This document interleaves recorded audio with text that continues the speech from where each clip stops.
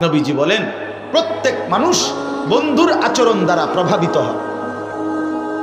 ফালিয়ানজুর আহাদুকুম মান ইউখালিলু, অতএব লক্ষ্য রেখো, নবী বলছে বন্ধু লক্ষ্য রেখো কাকে বন্ধু বানাচ্ছ। খোদার কসম আল্লাহর নবী বলছে 3টার সময় বাইরেরা তার লগে রাতের 11টা পর্যন্ত তার সাথে আড্ডা দিলা, 8 ঘন্টা একটা বার আসর মাগরিব এশা 3 ওয়াক্ত নামাজ গেল, এই নাফরমান তোমার বন্ধু সাথে একটা বার বললো না যে দোস্ত নামাজ পড়বি না। এটা কিসের বন্ধু বলেন? এটা বন্ধু না, এটাই শয়তান। আরে এটা রে কই শয়তান বেটা, তুই শয়তান তালাশ করো। এই যে তোর লগে আরে যে এইটাই শয়তান, ওই শয়তান বেটা। আল্লাহ কোরআনের সব জায়গায় বলছে, আমি এটা বুঝছি, বুঝছো কোরআন শরীফে আল্লাহ নাই এটা কেমনে কইলো যে শয়তান আমাদের আদুবুন মুবিন কেমনে, এটা তো আমি দেখি না। আল্লাহ বলছে শয়তান তোমাদের প্রকাশ্য শত্রু, তো প্রকাশ্য হইলে তো আমি দেখার কথা, তো প্রকাশ্য কই হেতে তো নাই।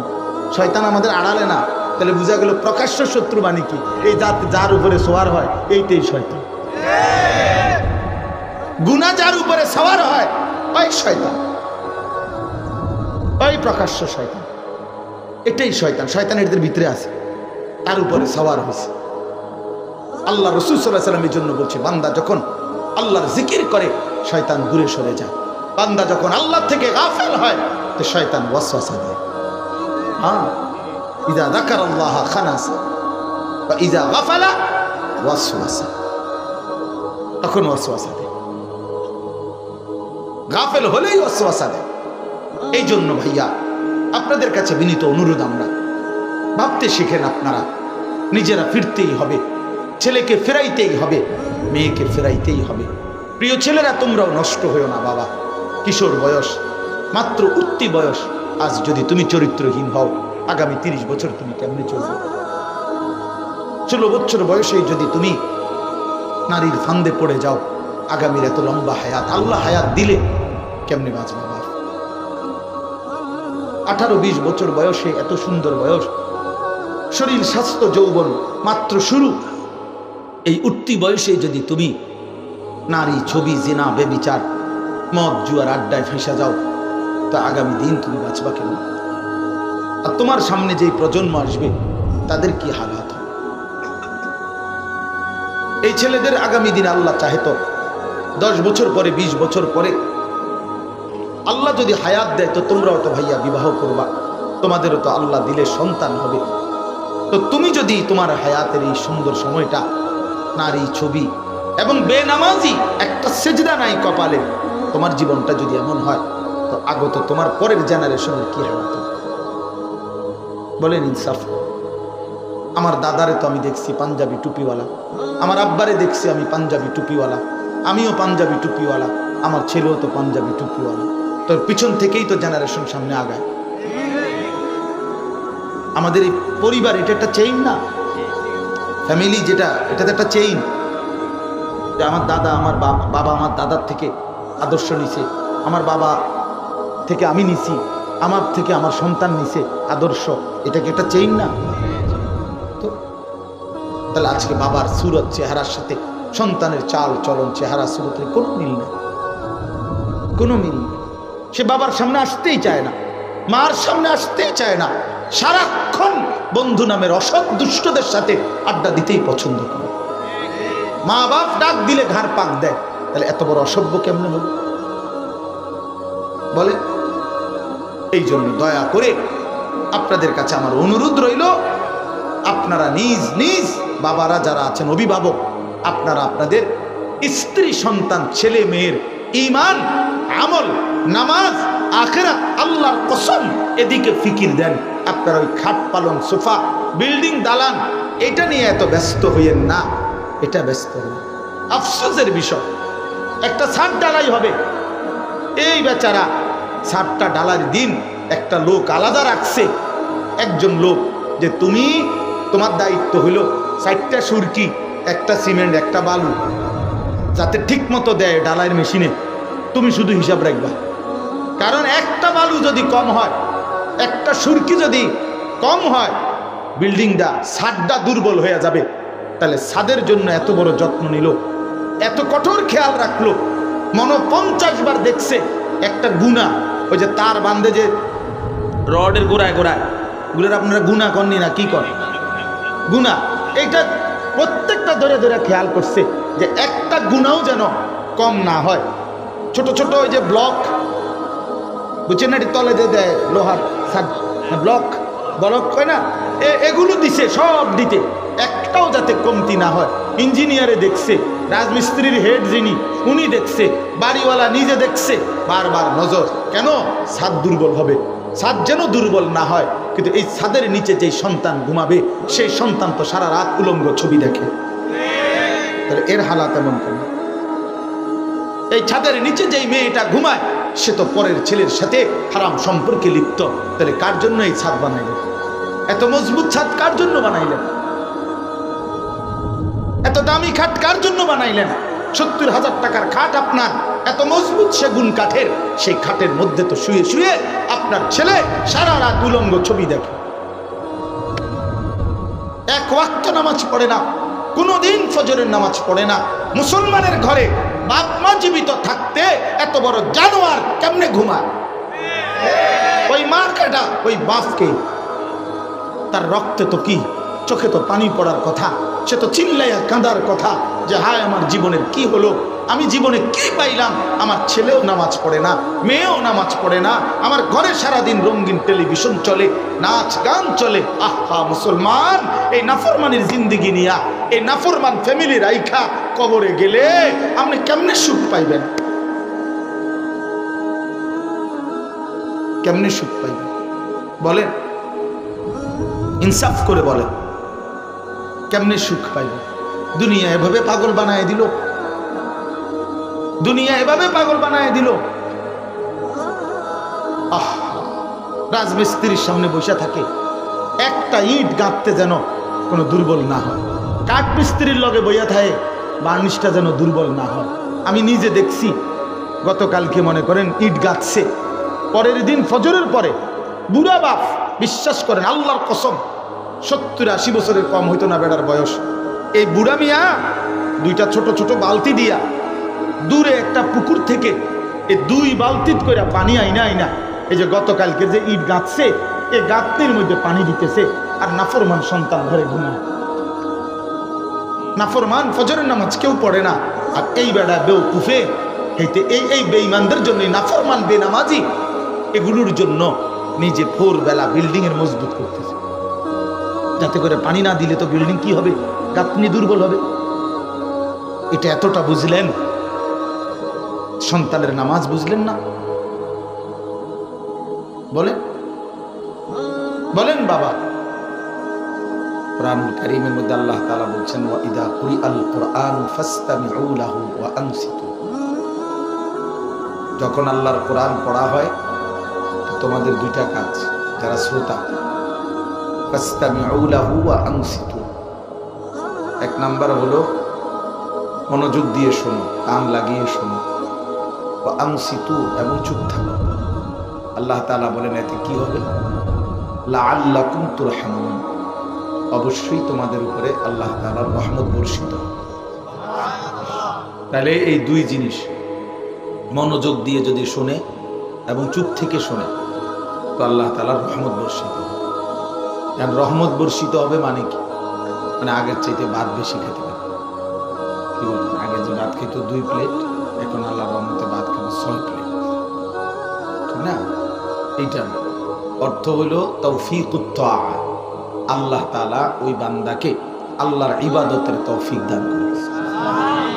এটা কত বড় নিয়ামত! আল্লাহ যদি বান্দাকে আল্লাহর হুকুম মানার তৌফিক দেয়, তাহলেই বান্দা আল্লাহর হুকুম মানতে পারে। এই জবানে একবার আল্লাহর নাম বলা, এটা আল্লাহ তাআলার দেওয়া তৌফিক ছাড়া সম্ভব। আমি 72 বছর বয়স্ক লোক দেখছি। গত বছর আমি চিল্লার সফরে ছিলাম দিনাজপুর। তো ওই সময় এক বাবার 2 ছেলে হিন্দু ছিল, মুসলমান হয়েছে আগে। তো ছেলে 2 জনই মুসলমান, ছেলেদের বউ সন্তান সবাই মুসলমান, কিন্তু বাবাটা উনি মুসলমান হয়নি। তো ওই ছেলেরা আম করে বলছিল যে হুজুর আপনারা যদি একটু বলতেন। আরো অনেক আলেমরাও আগে বলছে। আমরা জামাত গেছি পাবলিকের সফরে, এই জন্য আমাদেরকেও বলছিল। আমরাও 3 জন আলেম গেছিলাম ওনার কাছে, আমি সহ। প্রায় 2-2.5 ঘন্টা ওই চাচারে অনেক কাকুতি মিনতি করছে। উনি এমনি বলে, মুখে বলে, ওনার বয়স 72 বছর, কিন্তু উনি এটা বলে যে ঈশ্বর তার কোনো অংশীদার নেই, ঈশ্বরের কোনো অংশীদার নেই। এবং আমি বলে যে আমি প্রতিমা পূজা এটা আমি করি না। তো ঈশ্বরে একজন, ঈশ্বরের কোনো অংশীদার নেই। তা বললাম চাচা এটাই তো কালেমা, আমি এটা কোন আমাদের কালেমাটা কোন? না উনি আমি এটা বলবো। তো আমি তখন খুব আফসোস করছিলাম, কাঁদছিলাম, চোখের পানি পড়ছিল যে হায় 72 বছর বয়স চলে গেল জীবনের এক আল্লাহর বান্দা তার মালিকের নামটাও নিতে চায়। চিন্তা করে দেখেন বিষয়, আফসোসের বিষয় না? অথচ সেখানে আল্লাহ তাআলা আমাদেরকে কি পরিমাণ তৌফিক দান করছেন, আমরা প্রতিনিয়ত আল্লাহর নাম নিতে পারি। এই সৌভাগ্য আল্লাহ তাআলার এই দয়ার কি সৌভাগ্য, এইটুকুর কৃতজ্ঞতা যে আমি যে কালেমা পড়তে পারি, আমি যে আল্লাহ বলি, লা ইলাহা ইল্লাল্লাহ, এটা যে বলতে পারি, বলি দিল থেকে, আল্লাহ যে আমাকে তৌফিক দিছেন, কত বড় ইহসান। এই জন্য বললাম আল্লাহর কথা যখন কেউ মনোযোগ দিয়ে শুনে, তো আল্লাহ তাআলা তাকে ইবাদতের, আল্লাহর হুকুম মানা তৌফিক দান, নামাজ পড়ার, দিন মানা, আল্লাহর ইবাদত করার হুকুম মানা, এটা অনেক বড় নিয়ামত। হাদিসের মধ্যে আছে আল্লাহ নবী সাল্লাল্লাহু আলাইহি ওয়াসাল্লাম প্রত্যেক নামাজের পরে একটা দোয়া 3 বার পড়তেন। আল্লাহুম্মা আইন্নি আলা যিকরিকা ওয়া শুকরিকা ওয়া হুসনি ইবাদাতিক। আল্লাহ আপনার জিকির, আপনার শুকর এবং আপনার ইবাদত সুন্দরভাবে আমি করতে চাই, আপনি সাহায্য করুন।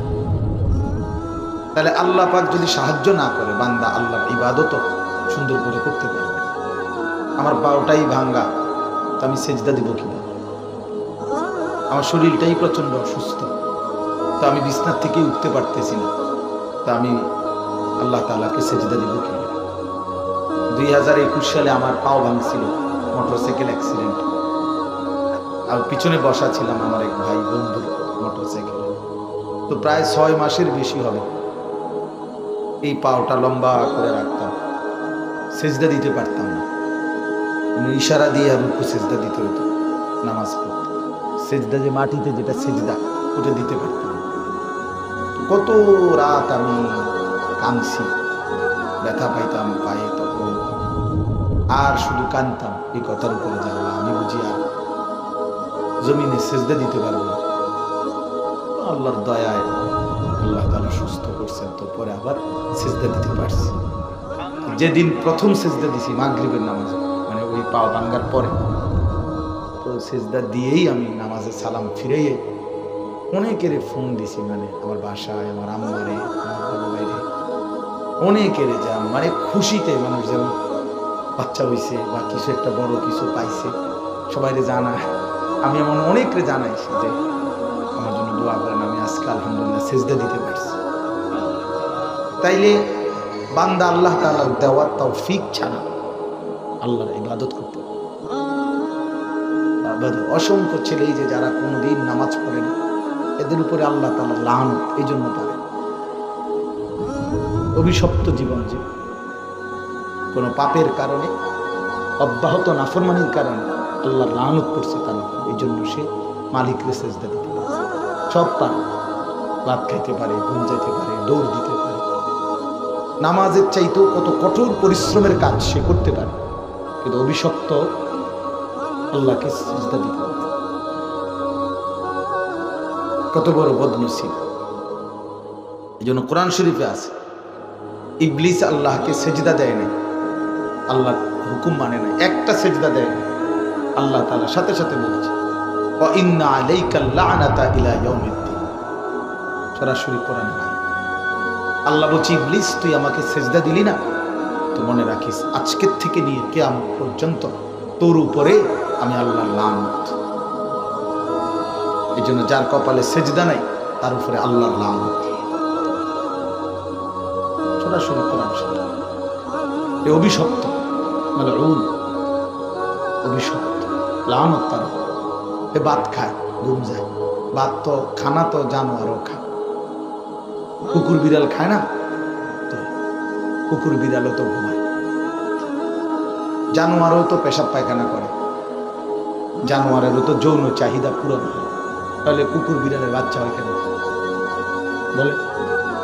তাহলে জীবন মানে যদি শুধু ভাত আর ঘুম যাও আর যৌন চাহিদা পূরণ, পেশাব পায়খানা, এর নামই জিন্দিগি, তো জানোয়ারের সাথে তফাৎ কি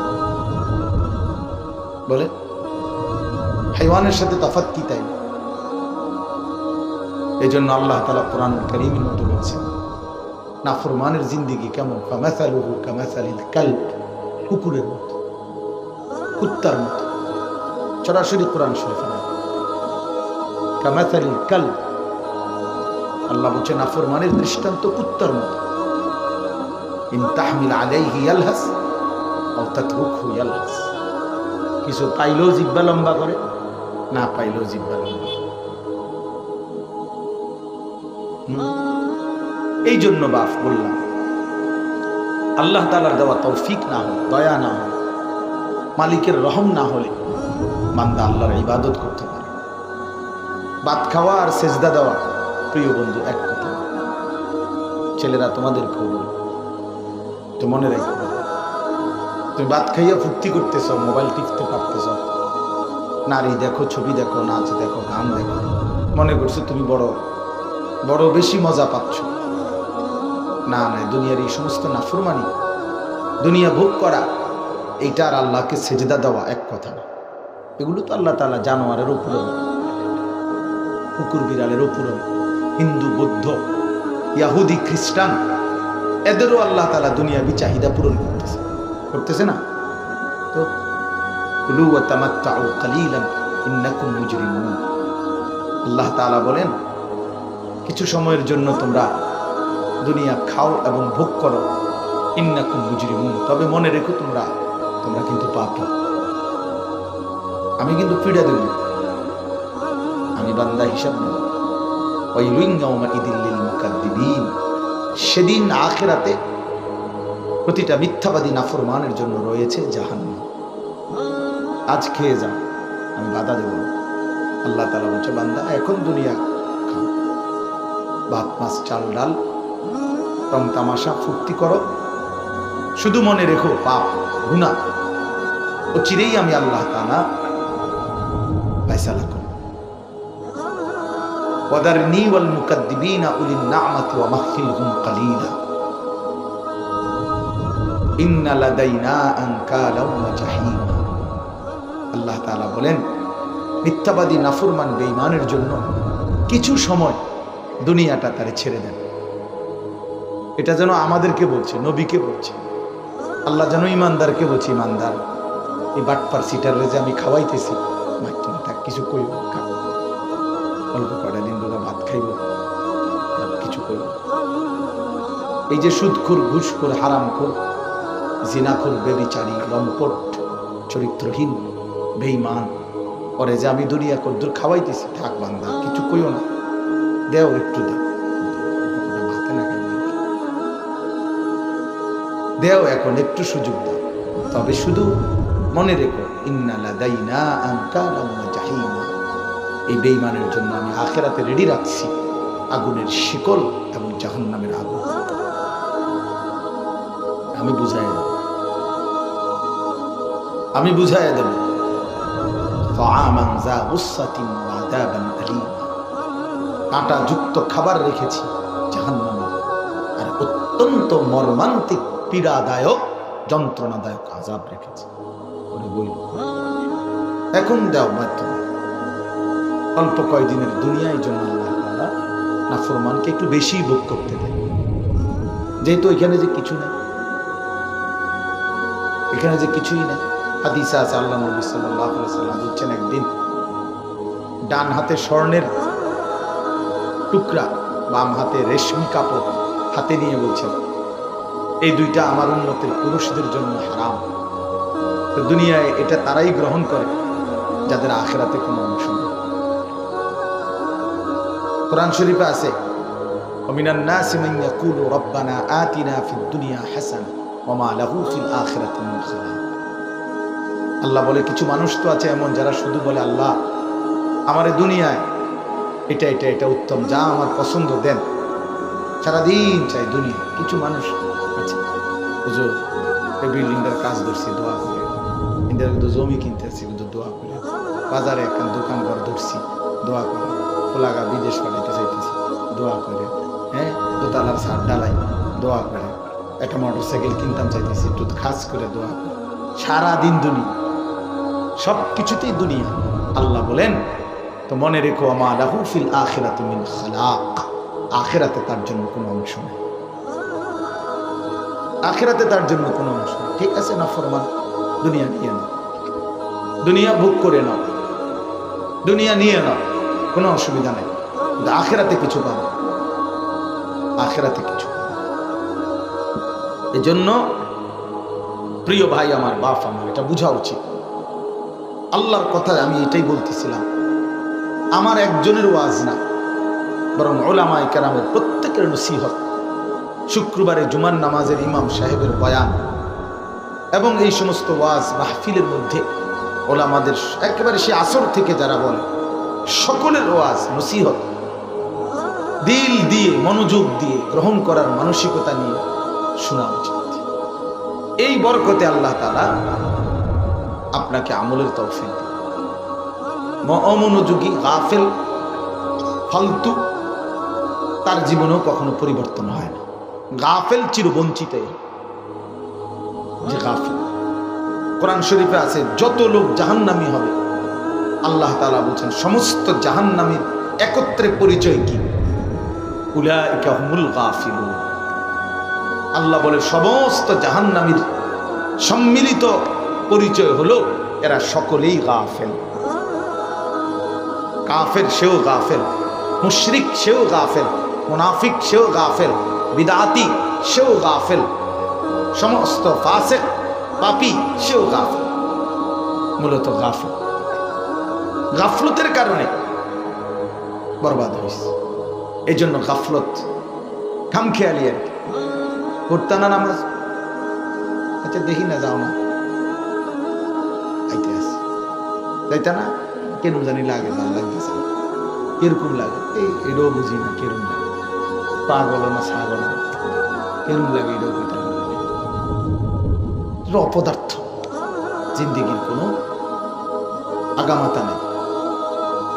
খুব পশ্চিম অসংখ্য ছেলে পেলের চেহারা সুরত দেখলে বোঝা জীবনের কোনো দিক নির্দেশনা নেই, জিন্দিগির কোনো আগামাতা নেই।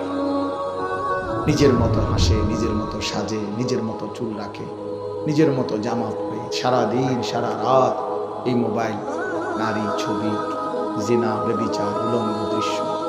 মাও নাই, বাপও নাই, বংশও নাই, ধর্মও নাই, আল্লাহও নাই, রসুলও নাই, কোরআনও নাই, ইসলাম নাই, কিচ্ছু নাই। জানোয়ারের কাছে শুধু একটা মোবাইল আসে, খালাস, আর কিচ্ছু নেই। এটাই তার পুঁজি, এটাই তার জীবন, এটাই রাত, এটাই দিন। হাসে, কান্দে, সমস্ত কিছু দুনিয়ার অনুভূতি, সব কিছুর চিন্তা, সব কিছু লালন করে মোবাইলটাকে। এটা কোনো জীবন না, এটা পশুর জীবন ছাড়া, জানোয়ারের জীবন ছাড়া অন্য কারো জীবন হতে পারে। কোরআন শরীফ স্পষ্ট আছে, আল্লাহ তাআলা বলছেন যে নিজের ইচ্ছে মতো চলে, নিজের ইচ্ছাকে যে নিজের খোদা বানায়, আল্লাহর কসম আল্লাহ বলছে ইন হুম ইল্লা কাল আনআম, তার পরিচয় আর কিছুই নয়, শুধুই জানোয়ার।